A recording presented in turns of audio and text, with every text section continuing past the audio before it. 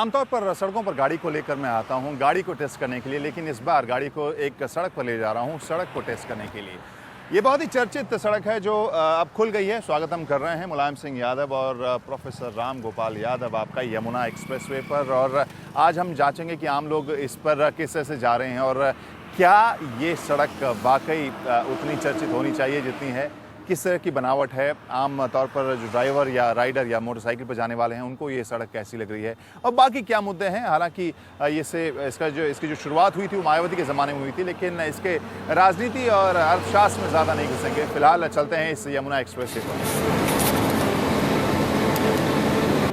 2003 में इस योजना की शुरुआत हुई थी और 2013 में इस एक्सप्रेसवे को पूरा होना था, लेकिन बाद में कॉमनवेल्थ खेलों को देखते हुए इसके डेडलाइन को 2010 किया गया। ग्रेटर नोएडा से आगरा तक गई ये सड़क 165 किलोमीटर लंबी है, यानी भारत में अब तक की सबसे लंबी एक्सप्रेसवे। इसके बाद नंबर आता है अहमदाबाद वडोदरा एक्सप्रेसवे का।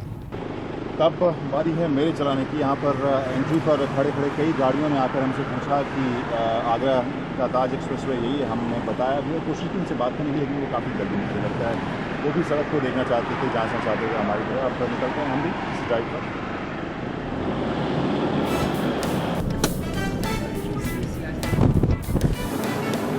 पुराने हाईवे यानी NH2 के मुकाबले लगभग 2.5 घंटे तक सफर को कम किया है, जिसके लिए हुआ है खर्च लगभग 13,000 करोड़ रुपए का। तो इस सड़क की क्या है खासियत, आज वही देखते हैं। पहली नजर में ही लग जाएगा पता आपको कि ये है एक इंटरनेशनल स्टैंडर्ड की सड़क। बेसिकली आज ऐसा फील कर रहा हूँ कि मैं विदेश में ट्रैवल कर रहा हूँ और कह सकते हैं अब्रॉड इन इंडिया, बेसिकली इन नोएडा। और प्लान था हमारा वृंदावन जाने का, पर ये प्लान नहीं था इस हाईवे से आने का। पर कल रात को सुनाई दिया कि खोल दिया गया है, तो हमने सोचा इसी हाईवे से निकलेंगे। फील वेरी गुड कि बहुत अच्छी तरक्की कर रही है इंडिया। फिलहाल तो लंदन की सड़कें लग रही हैं थोड़ी सी, लंदन की सड़कें लग है ना, लेकिन ये कब खराब है ये कोई पता नहीं है। इंडियन है, पर आई होप कि ये सब मेंटेन रहे एक्चुअली, हम इंडियंस इनको मेंटेन करें एक्चुअली।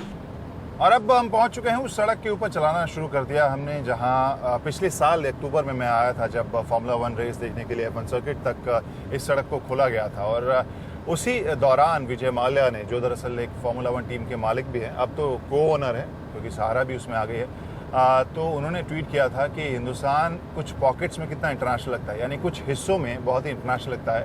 और वही सच्चाई इस स्ट्रेच के साथ भी आपको लग सकती है, जहां पर 4 लेन आपको सामने दिखाई देंगे। सफ़ेद सड़क यहाँ दिखाई देगी क्योंकि ये कंक्रीट की सड़क तैयार की गई है। इसके अलावा उस वक्त तक फॉर्मूला 1 सर्किट तक ही ये सड़क खुली गई थी, उसके बाद आम लोगों के लिए बंद कर दी गई थी।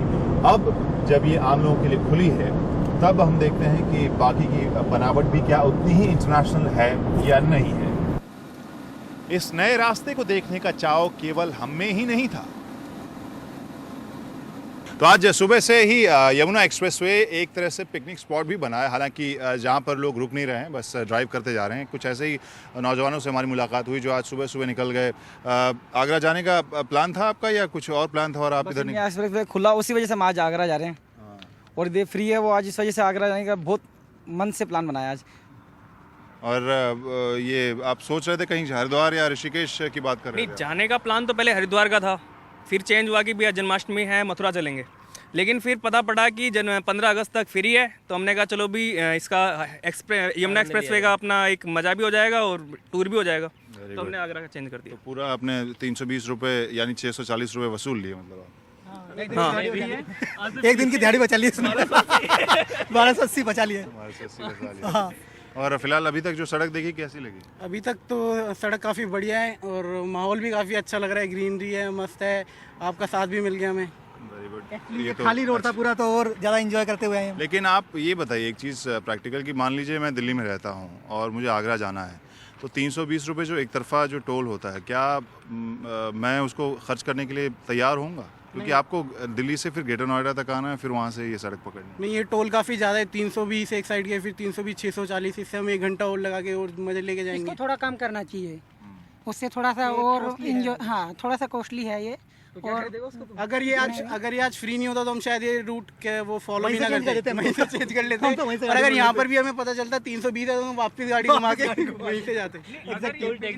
अगर ये हमारा बिजनेस टूर होता तो हम पे करते, लेकिन बिजनेस टूर नहीं है तो जस्ट एंजॉयमेंट और एंटरटेनमेंट के लिए तो 640 तो आई थिंक बिल्कुल बेकार है हमारे लिए।